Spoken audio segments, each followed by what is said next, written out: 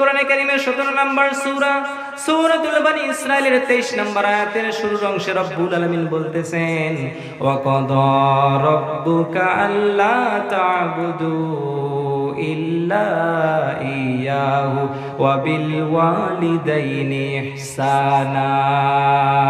জোরে বলেন সুবহানাল্লাহ। রব্বুল আলামিন বলেন, তোমরা আমি রব্বুল আলামিনের ইবাদত করো। আমরা কার ইবাদত করি?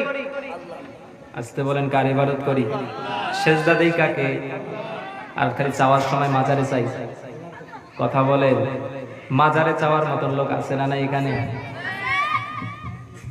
মাজারে চাইয়েন না, লা তুশরিক বিল্লাহ, কখনো আল্লাহর সঙ্গে শিরিক করেন না। শিরিক যারা করে তারা কখনোই আমার রব্বুল আলামিনের জান্নাতের মধ্যে প্রবেশ করবে। অতএব শিরিক করা যাবে না। বাবার দরবারে চাওয়া যাবে? সেজদা দেওয়া যাবে, ঈমান চলে যাবে। দেখেন, মা বাবা রব্বুল আলামিন বলে তোমরা আমার ইবাদত করো, আর আমার ইবাদতের পরে তোমরা সর্বপ্রথম তোমার মা বাবার খেদমত করো। কি করো? কথা শোনার কথা নাই এখানে, কিন্তু কথার কথা বলা হয় নাই যে মা বাবা যেটা হুকুম করবে সেইটা করবে। আল্লাহর আইনের বিরুদ্ধে যদি মা বাবা হুকুম করে সেটা করা যাবে? যাবে না। যদি এরকম হতো অনেক সাহাবী দিন পাইতো না, অনেক সাহাবী দিন পাইতো না। আবু হুরায়রা রাদিয়াল্লাহু তাআলা আনহু দিন পাইতো না। অতএব এখানে বলা হয়েছে মা বাবার খেদমত করো। কি করো? যদি তারা হিন্দু হয়, খ্রিস্টান হয়, বৌদ্ধ হয়, যে ধর্মেই হোক না কেন, তোমার প্রতি যতই অত্যাচার করুক, মা বাবার কি করো? খেদমত করো। খেদমত যদি না করে, বিশ্বাস করেন মরার সময় কালেমা নসিব হবে না। এটা বিশ্বাস হয়? মরার সময় কি হবে না? কালেমা নসিব হবে না। এটা হাদিস শুনাই, মনে আছে তো? এই যে 3 জন যুবক আটকা পড়ছে, মনে আছে? এটা মনে রাখিয়েন। আমরা আরেকটা হাদিসে চলে যাই, তাফসিরুল কোরআন মাহফিল। আমরা ধারাবাহিকভাবে কোরআন ও হাদিস থেকে আলোচনা শুনবো করি ইনশাআল্লাহ। কষ্ট হবে। আল্লাহর নবীর সাহাবী হযরত আলকামা রাদিয়াল্লাহু তাআলা আনহু মৃত্যুর শয্যায় চলে গিয়েছে। আল্লাহর নবী কিছু সাহাবীদেরকে বললেন, ও আমার সাহাবীরা, যাও আলকামার সামনে তোমরা কালেমা পড়তে থাকো। আলকামার সামনে কি পড়ো? কালেমা পড়তে থাকো।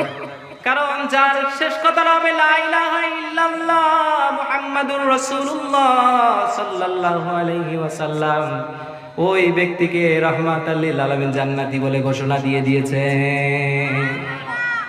আল্লাহর নবী বললেন, ও সাহাবীরা, যাও তোমরা আলকামা রাদিয়াল্লাহু তাআলা আনহুর আলকামার সামনে গিয়ে তোমরা কালেমা পড়তে থাকো। সাহাবীরা গেল, আলকামার সামনে গিয়ে কালেমা পড়তে লাগলো, কিন্তু আলকামার মুখের মধ্যে কালেমা উচ্চারণই হয় না। কি হয় না? উচ্চারণই হয় না। গভীর মনোযোগ দেয় যে মা বাবার খেদমতের আলোচনায় ঢুকছি, দরকার আছে না নাই? অধিকাংশ সমাজ, অধিকাংশ পরিবার আজকে নষ্ট হয়ে গিয়েছে এই যে মা বাবার সঙ্গে মিল না থাকার কারণে। ছেলেরা জুদা হয়ে যাচ্ছে, জুদাই তো বলে, আপনাদের ভাষায় কি বলেন? জুদাই তো, আলাদা হয়ে যাচ্ছে। বিভিন্ন পরিবারের মধ্যে বিভিন্ন ঝগড়া হচ্ছে। বিশ্বাস করেন ভাই, কোরআনের আয়াত যদি গ্রহণ করেন, কোরআন মোতাবেক যদি আপনার পারিবারিক জীবনটা অন্তত চালান, ওই পরিবারের মধ্যে কোনোদিনও অশান্তি আসবে না। হযরতে আলকামা রাদিয়াল্লাহু তাআলা আনহুর কালেমা নসিব হয় না, মুখের মধ্যে কালেমা আসেই না। আল্লাহর নবীর সামনে এবার সাহাবীরা আসলো, ডাক দিয়ে বলো, ইয়া রাসূলুল্লাহ সাল্লাল্লাহু আলাইহি ওয়াসাল্লাম, ও মায়ের নবী আমার, আলকামার সামনে আমরা কালেমা পড়লাম, আলকামার সামনে কালেমা পড়তে পারে না। আলকামা কালেমা পড়তে পারে না, মুখটা দিয়ে আউলায় যায়, বেড়ায় যায়, পড়তে পারে না। আল্লাহর নবী বললেন, হাদিস শরীফের মধ্যে এসেছে, আল্লাহর নবী বললেন, চলো যাই দেখি আলকামার কি অবস্থা। আল্লাহর নবী এসে ডাক দিয়ে বলেন, রাহমাতাল লিল আলামিন, যে নবীর সামনে চলে এসেছে তাও কালেমা নসিব হয় না। এবার আল্লাহর নবী বললেন, ওর মা বাবা কি বেঁচে আছে কিনা? পৃথিবীতে যখন দেখবেন কালেমা নসিব হয় না, মৃত্যু সজ্জায় যে লোকটা অনেক টাকা পয়সার মালিক, হঠাৎ করে সবকিছু নেমে গিয়েছে, মনে করবেন বাপ মার গদ্দোয়া আছে। কথা অনেক ইতিহাস আছে, হাজার টাকার পাহাড় গড়েছেন, হাজার হাজার লক্ষ লক্ষ কোটি কোটি টাকার পাহাড় গড়েছেন, কিন্তু মা বাবার সঙ্গে খারাপ আচরণ করেছেন, সব কিছু বরবাদ হয়ে যাবে। একটাও থাকবে না, শান্তি পাবেন না, বরকত পাবেন না। মা বাবাকে নিয়ে কুড়ে ঘরের মধ্যে থাকেন, মা বাবার দোয়া নিয়ে কুড়ে ঘরের মধ্যে থাকো যুবক, তোমাদেরকে বলে যাই, মা বাবার দোয়া নিয়ে কুড়ে ঘরের মধ্যে থাকো, আল্লাহর সব রহমত বরকত মা বাবার খাতিরে ঘরের মধ্যে রব্বুল আলামিন দিয়ে দিবে। আল্লাহর নবী বললেন, গিয়ে দেখো আলকামার মা বেঁচে আছে কিনা। সাহাবীরা এসে বলে, ইয়া নবী আল্লাহ, আলকামার বাবা বেঁচে নাই, কিন্তু আলকামার মা বেঁচে আছে। আল্লাহর নবী বললেন, মাকে সামনে নিয়ে আসো। মাকে কোথায় নিয়ে আসো? সামনে মাকে নিয়ে আসো। মা যখন সামনে চলে আসলো, আল্লাহর নবী বললেন, ও আলকামার মা, তোমার আলকামা কি নামাজ পড়ে নাই? আলকামার মা ডাক দিয়ে বলে, ইয়া রাসূলুল্লাহ, আমার সন্তান নামাজ কোনোদিন ছাড়ে নাই। নামাজ কি করে যায়? ও আলকামার মা, তোমার সন্তান মনে হয় দান সৎকার রোজা যা আছে এগুলো ইসলামের বিধি বিধান মানে নাই। আলকামার মা ডাক দিয়ে বলে, ইয়া নবী আল্লাহ, ওগো নবীজি, আমার আলকামা সব কিছুই করেছে। আল্লাহ নবী বিষয়টা বুঝতে পারলেন না, বললেন, ও আলকামার মা, তাহলে মনে হয় আমি নবী বলতেছি, আমার মন বলে যে আলকামা মনে হয় তোমার সঙ্গে খারাপ ব্যবহার করেছে, রোগটা ধরে ফেলছে, রোগটা ধরে ফেলছে। এই বাবারা কথা বলিও না, সামনে কথা বলা যাবে না,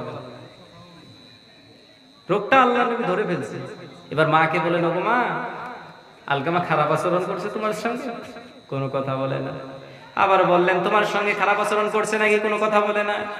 তৃতীয়বার বললেন, আলকামা স্ত্রীর কোথায় চলতো, আমি মার খবর নিত না। ওষুধ ধরা পড়ছে কি পড়ে নাই? ওষুধ ধরা পড়ে গেছে। আল্লাহর নবী বললেন, মা, আমার মন বলে তোমার আলকামা আর বেশি কিছুক্ষণ এই পৃথিবীর জমিনে থাকবে না। মা শোন রে শোন, আলকামার যদি ক্ষমা না করো, আমার আল্লাহ রব্বুল আলামিন তাকে ক্ষমা করবে না। আলকামার মা বলে, ইয়া নবী আল্লাহ, আলকামা অনেক কষ্ট দিয়েছে, মা ক্ষমা করতে চাচ্ছে না। আল্লাহর নবী বিষয়টা বুঝতে পেরে সাহাবীদেরকে ডাক দিয়ে বললেন, ও আমার সাহাবীরা, শোনো শোনো, তোমরা কাঠ রেডি করো। কি রেডি করো? কাঠ রেডি করো, আগুন জ্বালায় দাও। আমি আলকামাকে জীবিত অবস্থায় ওর মায়ের সামনে আমি নবী জীবিত অবস্থায় ওকে পুড়ে ফেলবো। আচ্ছা বলেন তো দেখি, সন্তান যত বড়ই খারাপ হোক না কেন, মার কলিজায় যদি লাথি মারে, তবু বলেন দেখি, মা কি কোনোদিন ফালায় দেয় নাকি? আসেন হযরতে আলকামা রাদিয়াল্লাহু তাআলা আনহু, হযরতে আলকামা রাদিয়াল্লাহু তাআলা আনহুর কালেমা নসিব হয় না। আল্লাহর নবী বললেন, আলকামাকে এবার পোড়ায় দেওয়া হোক। কি করা হোক? পোড়ায় দেওয়া হোক। দূর থেকে মা ডাক দিয়ে বলে, ওগো নবী, ইয়া নবী আল্লাহ, আমার আলকামাকে পুরাবেন না, আমি আমার আলকামাকে ক্ষমা করে দিয়েছি। সঙ্গে সঙ্গে আলকামা পড়ে নিল, পড়েন লা ইলাহা ইল্লাল্লাহ মুহাম্মাদুর রাসূলুল্লাহ, লা ইলাহা